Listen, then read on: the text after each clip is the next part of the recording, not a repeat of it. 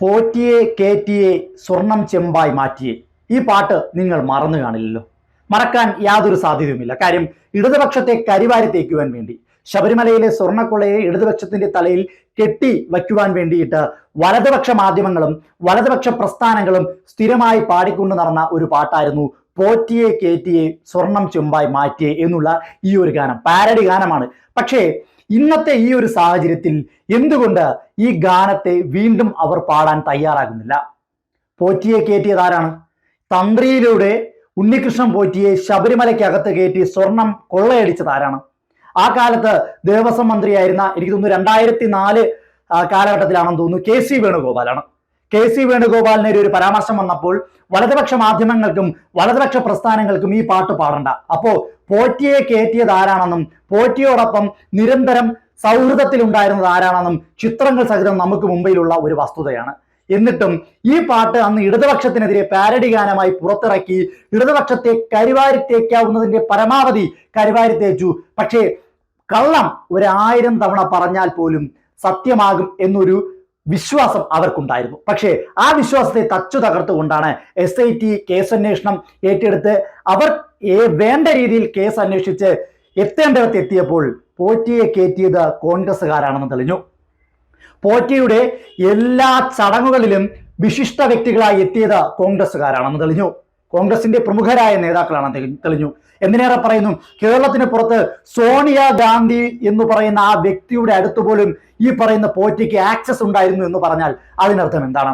കൃത്യമായി പറഞ്ഞു കഴിഞ്ഞാൽ ശബരിമലയിലെ സ്വർണം ഏതൊക്കെ വഴിയിലൂടെ സഞ്ചരിച്ചിരിക്കുന്നു, എവിടെയൊക്കെ എത്തിയിരിക്കുന്നു എന്നതിന് കൃത്യമായ തെളിവല്ലേ അത്? അപ്പോ MP രാജേഷ് നിങ്ങളടുത്ത് ഒരു വെല്ലുവിളി തന്നെ വെക്കുകയാണ്, കോൺഗ്രസിനോട് ഒരു വെല്ലുവിളി വെക്കുകയാണ്. നിങ്ങൾക്ക് ഇനിയും ഈ പാട്ട് പാടുവാൻ ധൈര്യമുണ്ടോ? ആ വെല്ലുവിളി അംഗീകരിക്കാൻ കോൺഗ്രസിന് ധൈര്യമുണ്ടോ?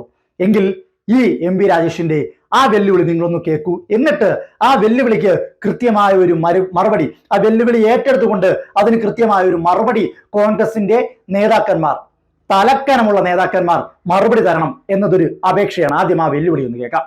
ശബരിമലയിലെ വിഷയം ഇപ്പൊ UDF ഉയർത്തുന്നില്ലല്ലോ. അവരെന്തുകൊണ്ടാണ് ഇതിൽ പിന്നാക്കം പോയതെന്നാണ് ഞങ്ങൾ ചോദിക്കുന്നത്. പോറ്റിയെ കയറ്റിയെ എന്നായിരുന്നല്ലോ പാട്ട്. ഇപ്പൊ ആ പാട്ട് പാടാത്തതിന്റെ കാരണം എന്താണെന്ന് ചോദിച്ചാൽ, പോറ്റി കയറിയത് 2004 അന്നത്തെ ദേവസ്വം മന്ത്രി കെ.സി. വേണുഗോപാലാണ്.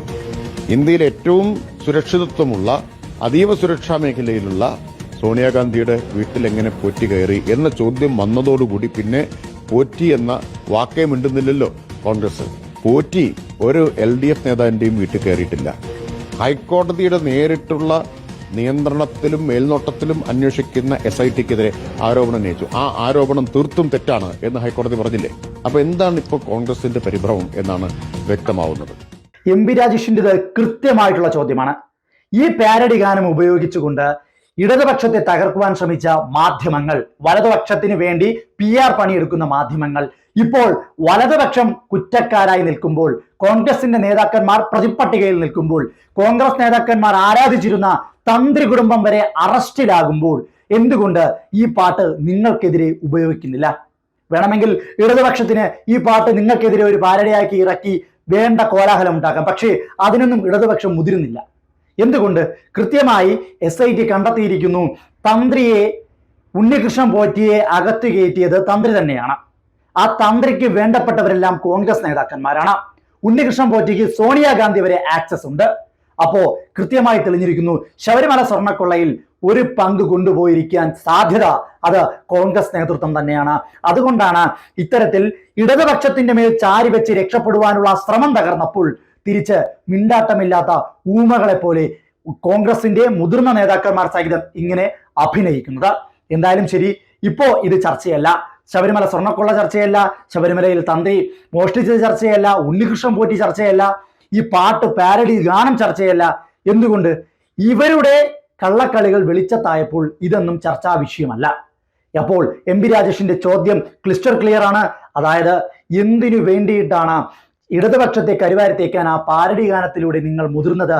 എന്തുകൊണ്ട് ഇപ്പോൾ ആ പാരഡി ഗാനത്തെ നിങ്ങൾക്കെതിരായി നിങ്ങൾ ഉപയോഗിക്കുന്നില്ല എന്നുള്ള, പ്രത്യേകിച്ച് വലതുപക്ഷ മാധ്യമങ്ങൾ കോൺഗ്രസിനെതിരായി ഉപയോഗിക്കുന്നില്ല എന്നുള്ള ചോദ്യം. അപ്പോൾ വെല്ലുവിളി ഏറ്റെടുക്കാൻ തയ്യാറാണെങ്കിൽ, നിങ്ങൾ ചെയ്തതിൽ തെറ്റില്ല എന്ന് നിങ്ങൾക്ക് ഉറപ്പുണ്ടെങ്കിൽ MP രാജേഷിന്റെ ഈ വെല്ലുവിളി നിങ്ങൾ ഏറ്റെടുക്കണം. എന്നാൽ മാത്രമേ ഈ സമൂഹത്തിന് നിങ്ങൾ തെറ്റൊന്നും ചെയ്തിട്ടില്ല എന്ന് ബോധ്യം വരികയുള്ളൂ.